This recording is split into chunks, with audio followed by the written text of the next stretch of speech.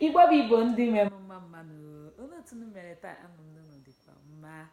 Olee otu unu si gbakwana ekeresimesi?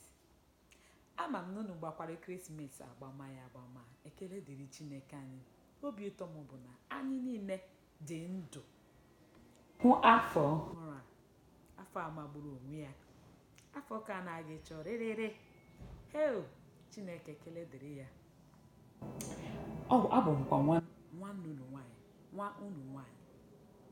nwaada ndị Igbo. Ama m na ọtụtụ unu achọọla ihe m nke ukwuu. Ụfọdụ bịakwa na-abịa ajụ m, nwaada, nke anyị na-achọkwanụ gị ime ịbịa pụta bịa kwuo okwu na ihe onyonyo, ọwụ gịnị mere? Biko na-eweliwe ụmụnne m. Ụmụ ndị hụrụ m n'anya, chai, ihe unu na-amasị m. Na-eweliwe na ihe karịrị nke ukwuu.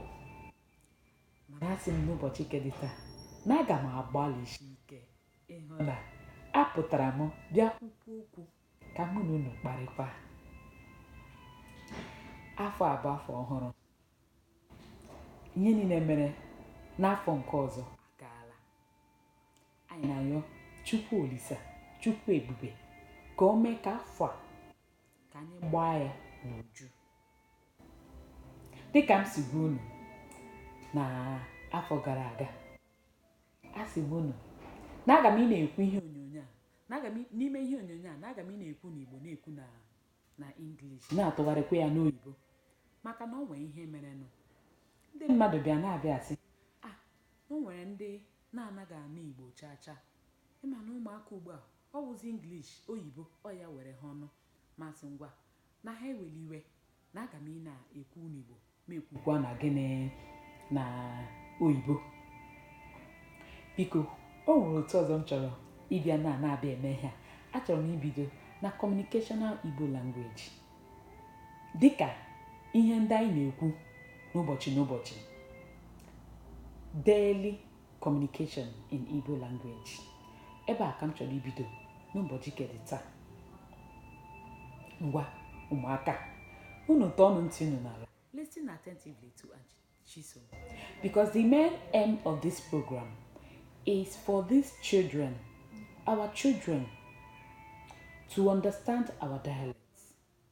Igbo children to understand our dialect, to know how to speak this Igbo. And that is why I don't want to speak the interior dialects. That's why I want to speak the central Igbo.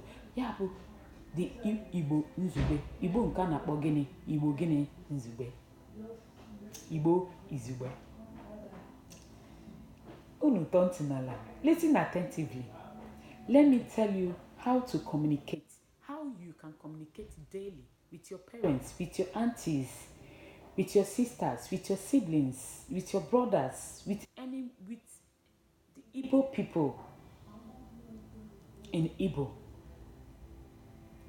Anyị ga-ebido n'ụtụtụ. What is morning in Igbo language? Morning is what? Ụtụtụ.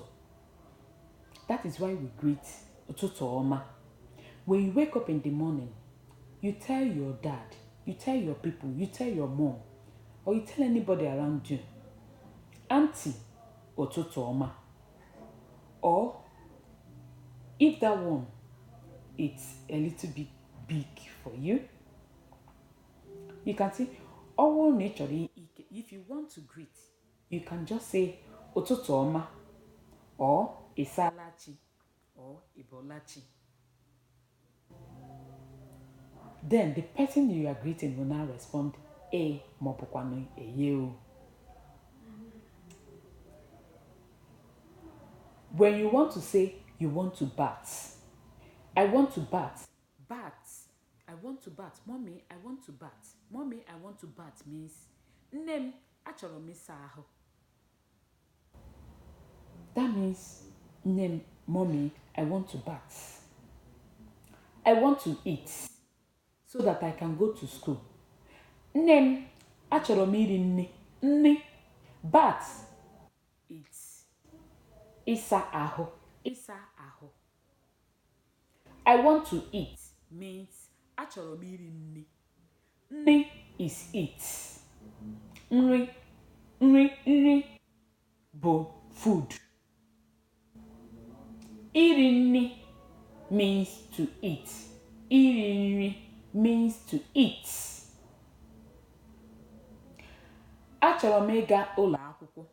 Achọrọ m pụtara I want. Achọrọ m means I want. Then if you want to put it in a sentence, achọrọ m ịga ụlọ akwụkwọ. Ụlọ akwụkwọ pụtara school. I want to go to school. I am ready to go to school. When you want to talk, you tell your mommy, I am ready to go to school. If you want to translate it in Igbo language or you want to say it in Igbo language, nne m, achọrọ m ịga. Akwadola m ịga ụlọ akwụkwọ. Akwadola m. Nkwado means ready. Ama m na nke a ga-agbu n'ọkpụrụkpụ n'ọnụ. Ama m na nke a ga-esi n'ike n'ọnụ. Nkwado. Ngwa ka m mee ya ka ọ dịrị unu mfe. Ị chọrọ isi, if you want to say come in Igbo language, come in Igbo language means bịa. If you want to say go in Igbo language, go in Igbo language means gawa. If you want to say I am coming in Igbo language, I am coming pụtara ana m abịa. Mommy, I am coming. Nne m, ana m abịa. If you want to say please in Igbo language, please in Igbo language bụ biko. Biko. Yeah, but if you want to say please come in Igbo language means biko bịa. Biko bịa. If you want to say please help me in Igbo language means nyere m aka. Nyere m aka. Nyere m aka. Then if you want to say please help me will now be biko nyere m aka. If you want to say give me in Igbo language, give me means nyem maọbụ gịnị nyetụ m. Kedu ihe m kwuru? Give me in Igbo language pụtara nyem maọbụ gịnị nyetụ m. Mommy, I want to have my bath means nne m, achọrọ m ịsa ahụ. Ahụ in English language, we call it body. Body. And when you want to say my body in Igbo language, it means ahum. Mo means mine. Mo in Igbo. Mo, it's Igbo.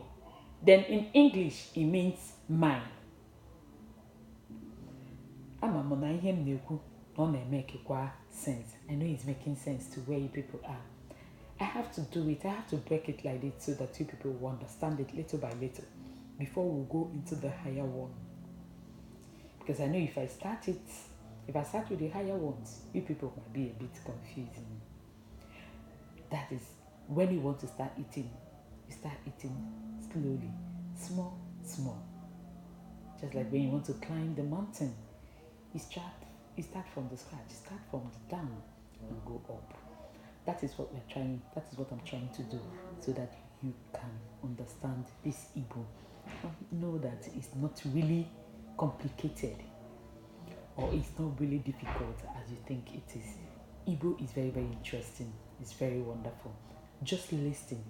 Every time, go to YouTube, my YouTube channel, and keep playing this thing. Keep playing it for you to really understand it and be used to it or get used to it. You will see that you will really get it.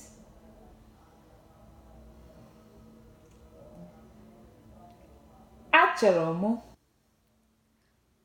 m iri nri means I want to eat. Agụrụ na-agụ m.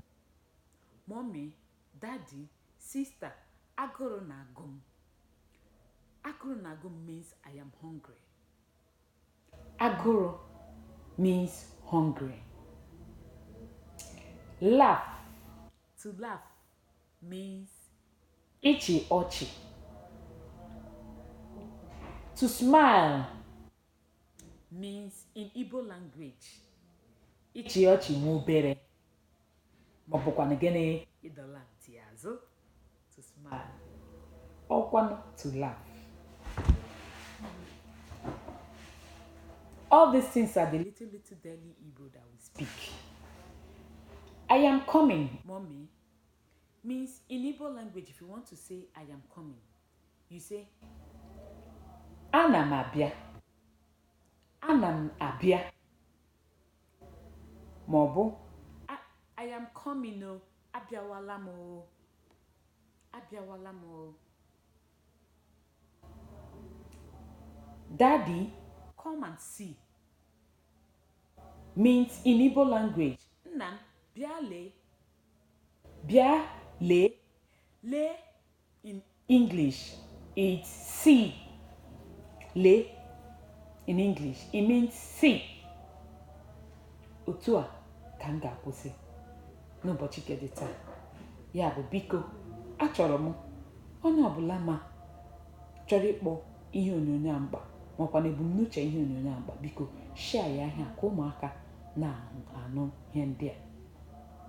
Biko ọwụkwa na o nwere anything ị nwere, if you have anything that will help me in this program for me to make it a very good one or a repeatable one, please don't hesitate to let me know.